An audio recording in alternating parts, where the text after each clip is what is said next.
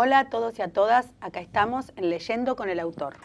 Hoy tenemos de invitado un profesor de historia, entre otras cosas, para hablar de un libro biográfico sobre otro profesor de historia. Está con nosotros Enrique Manson. ¿Cómo estás? Encantado de estar acá y encantado de estar por este motivo. Tal cual. Por hablar de la vida de José María Rosa. El libro se llama José María Rosa, el historiador del pueblo. Un libro que vos hiciste o terminaste, digamos, o se editó, mejor dicho, en el año 2008 y que te llevó como 4 años de trabajo. Veo que has leído. Sí. Hice lo que pude. Aproximadamente. Es un libro que para mí tiene 2 riquezas. Una, la biografía de José María Rosa, que para la gente de mi generación, lo que éramos jóvenes en los 70, no es solo un historiador cualquiera, es alguien que nos iluminó, alguien con el cual dialogábamos a través de sus libros, y por eso está acá el libro que escribió José María Pepe Rosa, Historia Argentina, que ya lo estará tomando la cámara. Estos son mis libros, los que yo tenía en mi casa, porque cuando leí el tuyo, vos entre tus inquietudes, además de darnos a conocer quién fue Pepe Rosa, también hablas de volver a poner en vigencia su obra, que lamentablemente termina siendo desconocida para los jóvenes del siglo XXI. Es que no es solo José María Rosa, aunque es muy importante que lo sea.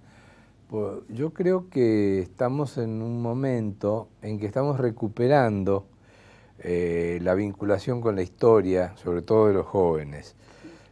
Mi teoría es que el pueblo siempre supo historia y siempre hubo una transmisión oral que fue de padres a hijos. Yo voy a hacer como que no te conté recién en la charla previa la anécdota de esa vieja que yo conocí, que seguramente era más joven que yo ahora, y que era madre de una estudiante de historia, alumna mía, que no tenía, la chica, la vieja no tenía ni la primaria completa, pero cuando se enojaba con los nietos los llamaba salvajes unitarios. Y yo me preguntaba, ¿de dónde saca esta mujer lo de salvajes unitarios? Primero, no de la escuela, porque no fue a la escuela. Claro. Y si hubiera ido, le hubiesen hecho creer que los unitarios eran buenos.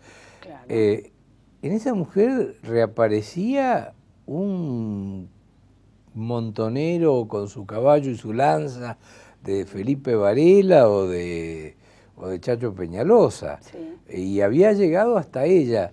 Y ella sabía historia y cómo sabía historia el pueblo. Yo creo que después nosotros pasamos lo que yo considero los 25 años más nefastos de nuestra historia, el periodo que corre entre el helicóptero de Isabel Perón y el helicóptero de la Rúa.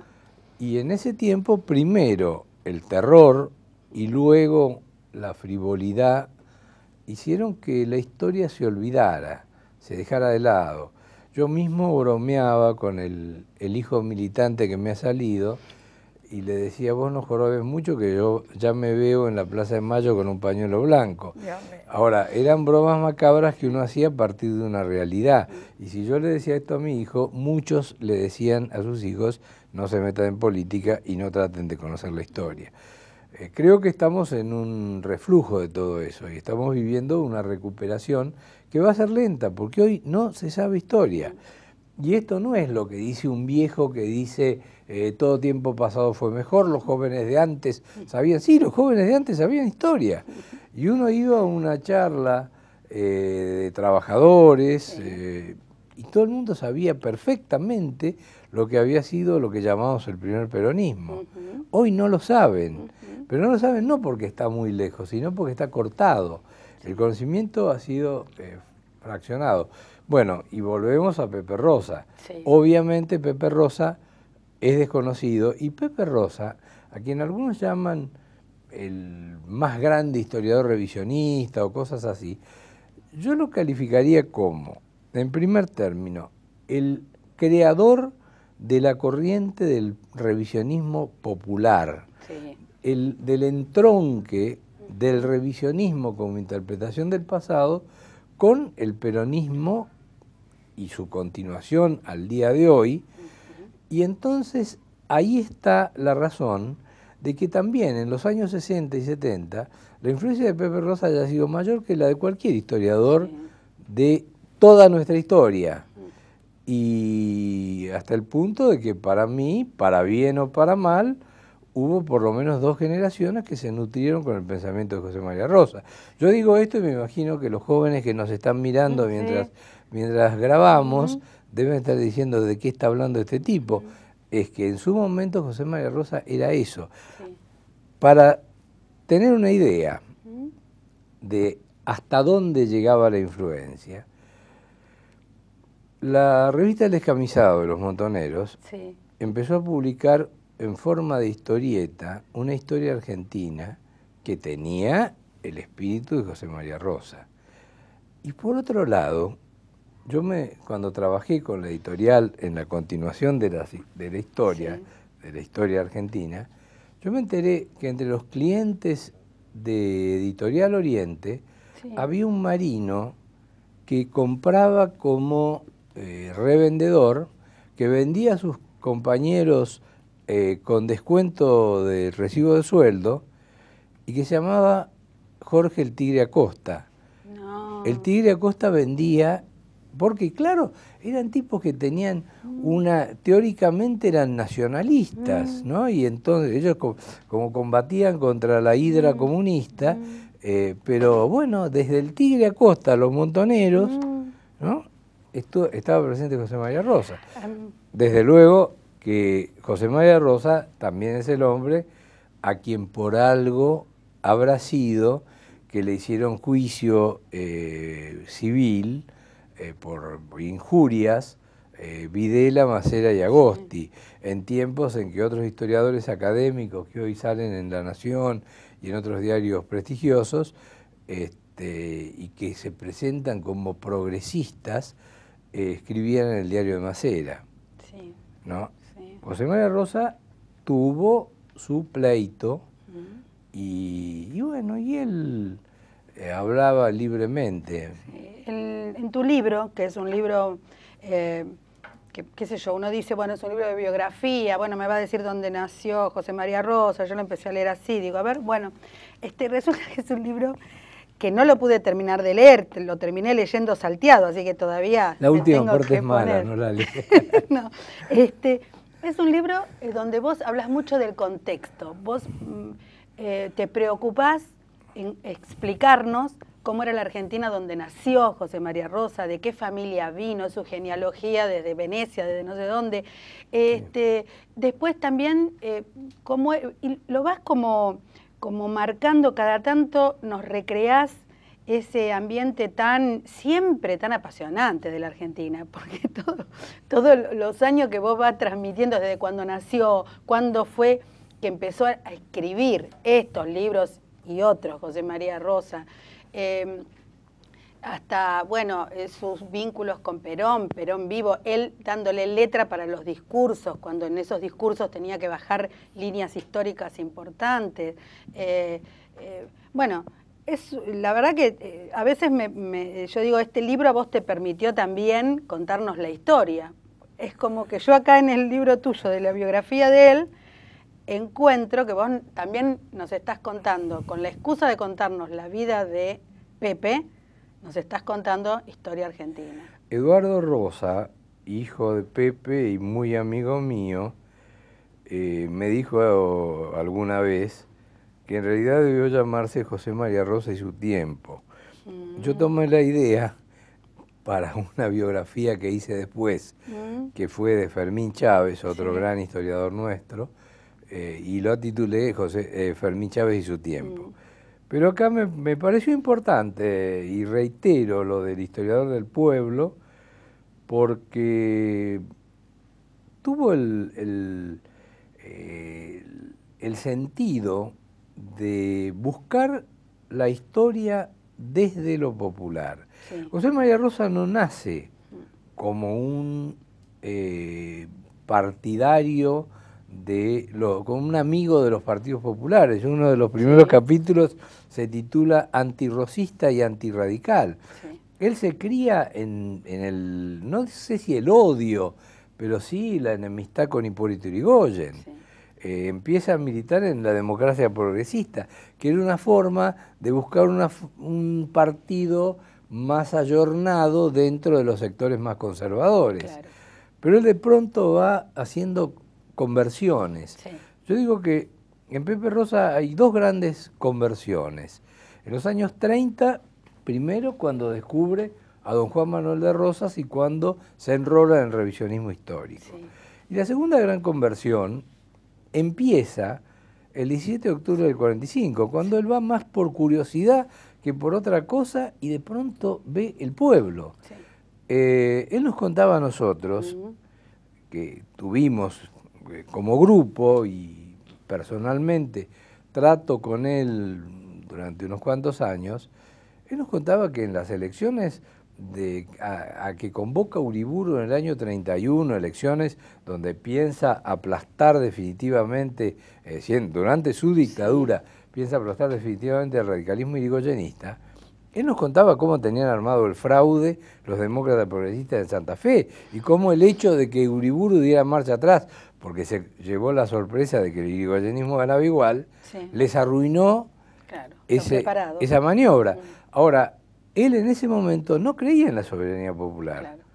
Lo que no quiere decir que no haya tenido sensibilidad social. Sí. Es muy interesante leer su primer libro, que se llama Más allá del código, que son las sentencias de Pepe siendo juez de instrucción en Santa Fe, sí. Donde es apasionante ver cómo el tipo se compromete con las desgracias de la gente más humilde, de un momento, estamos hablando de la década del 30, de un momento de una terrible crisis social. Ahora, él era un niño bien, que cuando me decía su viuda Colita, que cuando él quería ir a las termas, no se iba a Federación, no, él iba a Alemania, claro, ¿no?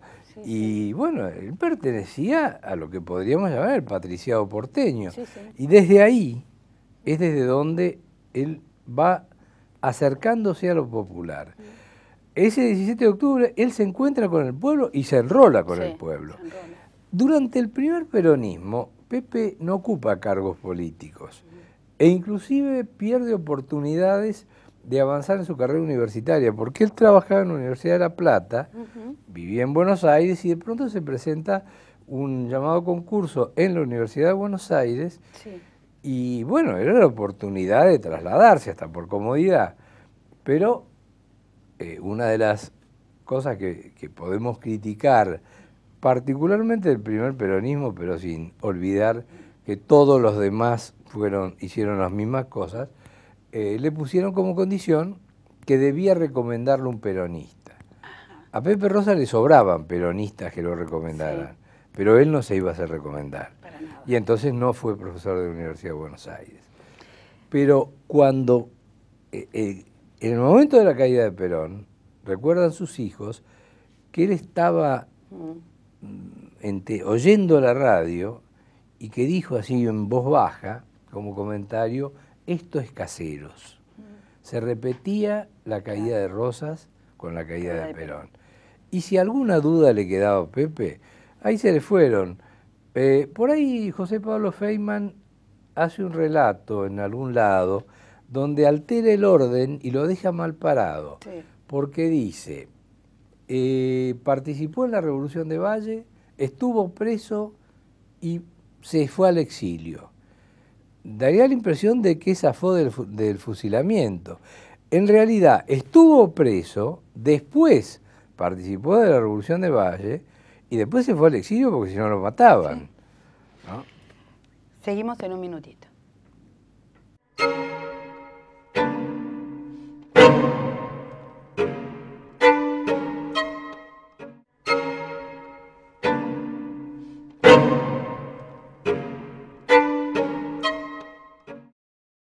acá estamos de vuelta. Seguimos entrevistando a Enrique Manson. Hay una parte en el libro donde vos te haces presente. O sea, el autor, vos escribiendo, apareces acá en el libro. Apareces a tus 12 años, 11 años, y decís... No, sí, claro, sí. Y decís, lo conocí a Pepe Rosa. Me imagino que era de tu familia, que ya No. A ver, contamos cómo fue. No, a mis 11 años o 12 años conocí al autor en libros. Sí. En mi familia se hablaba de Pepe Rosa como si fuera de la familia, sí. Pero porque no dejábamos de pertenecer por grado de politización, por orientación política y por interés por la historia, de una especie de secta que era la que lo conocía. Pepe Rosa no era famoso, sí. Se hace famoso en los 60. Pero bueno, yo ahí oí hablar de Pepe Rosa. Cuando Pepe vuelve del exilio, sí. En el año 58, yo en el 59 hago quinto año del Nacional, con lo cual estoy delatando mi ancianidad, y en ese momento Pepe, que ya había vuelto hacía poco, estaba dictando un curso de Historia Argentina en el Instituto Juan Manuel de Rosas. Sí. Y yo me anoté, y ahí lo traté por primera vez. Lo traté como se trata una estatua. Sí, sí. Luego, después, en la última dictadura, yo integraba en los años 70 una agrupación que se llamaba Agrupación Peronista Docente, que se dedicó a la actividad político-educativa durante los años 73 a 76. Y en ese tiempo nos llamaron para que trabajáramos en la elaboración de un libro de texto sobre la base de José María Rosa. Pero como nosotros creíamos que estábamos haciendo política y que éramos muy importantes, no le llevamos el apunte a la editorial. Claro. Cuando en el año 77 estábamos todos en la calle, en realidad ninguno de nosotros desapareció, ni estuvo preso, ni nada por el estilo, pero nos quedamos sin trabajo, por esas cosas de la vida. La editorial insinúa que vayamos a colaborar porque los tomos 9 y 10, y esto no se lo digan a nadie, Pepe los había mandado muy escuálidos, había poco material. Sí. Entonces ellos querían engordarlos y nos pusieron a trabajar. Yo creo que no le consultaron a Pepe y no le gustó a Pepe de entrada esa novedad, porque él siempre había sido un cazador solitario. Pero ahí lo conocimos ya más íntimamente y rápidamente dejó atrás lo que pudo ser una molestia y nos tomó prácticamente por discípulos.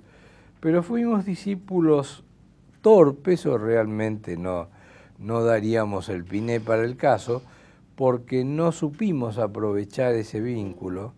Y pasados unos meses, un día Pepe me dice, porque yo lo seguía viendo cada tanto, que me iba a presentar a un muchacho que encabezaba un grupo de gente muy organizada, que eran tan organizados que no parecían peronistas, que parecían comunistas. El personaje era el Chacho Contesti, con quien sacan la revista Línea.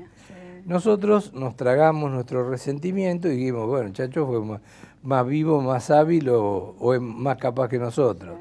Otra revista que toda una revista emblemática. Tuvo, claro. Una revista emblemática. Vos tenías algo para leernos del libro. Claro, yo quería... Porque es interesante que los que nos están viendo reciban tu texto. Claro, con una aclaración. Dale. Uno se entusiasma con este personaje, que es un personaje que tiene 1000 facetas apasionantes.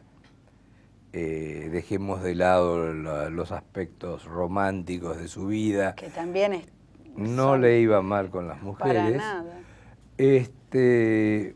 Vemos así ese protagonismo político, pero hay que tener en cuenta que por encima de todo fue un historiador y fue un historiador muy divulgado.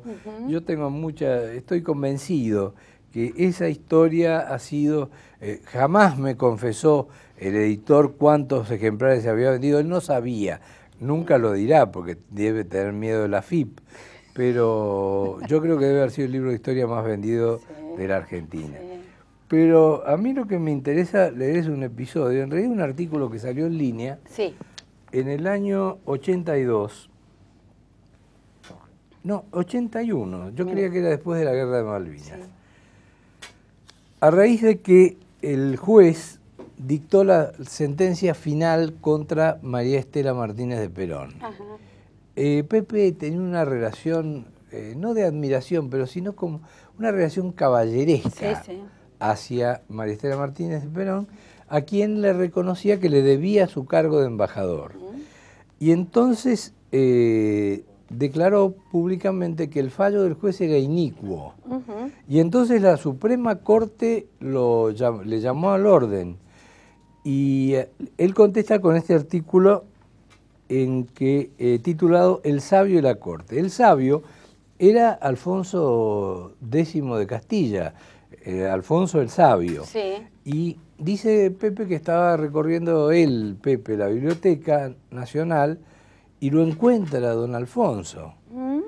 Malos son los enredos con las cortes, le dice Alfonso el Sabio. Si lo sabré yo, tengas razón o no, irá siempre a galeras. Veamos, ¿qué te ocurre? Dije que la sentencia de un juez, le dice Pepe al Sabio, era inicua y dictada para cumplir los deseos del gobierno, y la corte ofendióse. Que llamaras inicua una sentencia no es agravio. Inicua viene del latín inicus, que quiere decir contrario a la equidad, como lo puedes leer en la página tal y tal. Además, el juez, ¿era un juez legítimo? No, ha sido nombrado por el gobierno revolucionario. Entonces no ha sido nombrado por el soberano, destinado por la ley, como dice mi partida segunda. Pepe le dice, no, pero nosotros tenemos una república, acá no hay rey. Pero hay un soberano que en república como la vuestra es el pueblo. Si no lo nombró el soberano, lo habrá nombrado un tirano, que así llaman mis partidas a quien valiéndose de su ascendiente entre los hombres de armas, usurpa el poder del soberano. Bueno, Pepe le pide que hable más bajo porque la gente oye, y hasta que al fin se refiere a los jueces y dice que estos jueces, nombrados arbitrariamente, no se pueden ocupar de cuestiones fundamentales. En las cosas comunes se los podría consentir, porque siempre debe haber juzgadores, pero en las relaciones con el gobierno sus resoluciones carecen de equidad, porque quienes juzgan a nombre de los tiranos tienen forzosamente que serles gratos. No son en realidad jueces, sino pendejos. Don Alfonso, que se trata de hombres mayores y formales. Pendejos, como lo empleo en mis partidas, es palabra del antiguo castellano que viene del latín pendere, estar a órdenes de otros. Bueno, cuando Rosas llamaba pendejos a los jueces de la dictadura, era el año 81. Seguía desapareciendo gente y seguía muriendo gente. En ese tiempo había, repito, otros historiadores que hoy siguen escribiendo en los diarios serios, que escribían en el diario de Macera. Vos te mostrás, tanto en el relato del libro, como cuando lo iniciás y cuando lo terminás, como un admirador de él, un discípulo de él, y a su vez marcás la diferencia que hubo de mirada, de concepto sobre la situación del Beagle, y cómo esto los unió en vez de separarlo, dado que Rosa tenía otra mirada. Sí, yo reconozco que cuando llegó la decisión papal y Alfonsín convocó al plebiscito, yo en ese momento, no digo que hoy piense lo mismo, estaba en contra de la aceptación de la decisión papal. Pepe Rosa fue uno de los abanderados de la aceptación. Y en ese marco yo lo voy a visitar un día y cometo el error de sacar el tema. No, era absurdo. Yo no podía discutir con José María Rosa, era como un partido entre Temperley y Barcelona. Y entonces me empezó a apabullar, con la ventaja de que apelaba a su sordera para no oír lo que yo le contestara. Entonces yo empecé a rezar para que terminara la discusión y poder hablar de otra cosa porque no valía la pena. Hasta que por fin sí, se diluyó, terminamos. Y en ese momento yo le digo una cosa no del todo auténtica. Le digo, don Pepe, le había dicho doctor Rosa mucho tiempo, ahí le decía ya don Pepe. Usted sabe que tengo todos sus libros y no tengo ninguno dedicado. No agregué, usted cualquier día se muere y yo me quedo sin ninguna dedicatoria. Y me dice, pero ¿cómo no? Y me hizo una dedicatoria que yo no la puedo leer ahora porque me pongo a llorar y hago papelones. Pero una dedicatoria muy afectuosa. Sí. Pero me la hizo en el folleto que él había publicado en defensa de la aceptación, o sea que me tomó el pelo hasta el último momento. Ahí tenés esto.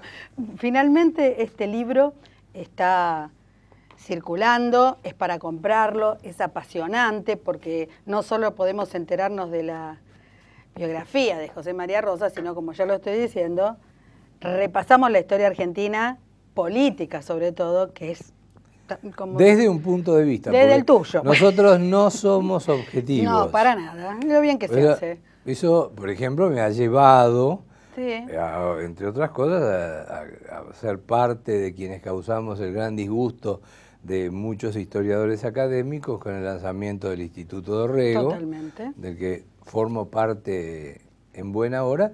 Y desde luego que agradece, no quiero perder ninguna oportunidad de agradecer la promoción que nos han hecho nuestros adversarios con los ataques impiadosos que nos hicieron. Totalmente. Pero bueno, lo cierto es que vos con esta obra que, digamos, que aportás a la historia, creo que puede ser una herramienta para tantos jóvenes que vuelven a enamorarse de la historia, porque vuelven a las cátedras de historia, los profesorados de historia, los seminarios de historia, están llenos de jóvenes, muy jóvenes, sí, donde la historia los vuelve a enamorar. Y entonces me parece que hay libros que no están tan conocidos o parecerían que hablan de otra cosa. Y además de la biografía de Rosa, para mí es un libro de historia excepcional porque como buen historiador que sos, están todas las citas de los documentos, de dónde fueron extraídos, que también es muy importante, que aprendan a leer desde la rigurosidad histórica, es importante esto. Sí, yo creo que hay demasiados especuladores que juegan entre la novela y las ficciones, claro. Sí, las ficciones históricas. Bueno, Enrique, muchas gracias por estar. Esperemos que tu libro se venda y que sigas produciendo desde el Instituto Dorrego y desde todo lo que vos haces para clarificarnos cada vez más con nuestra historia, nuestra identidad. Bueno, muchísimas gracias. Hasta la próxima.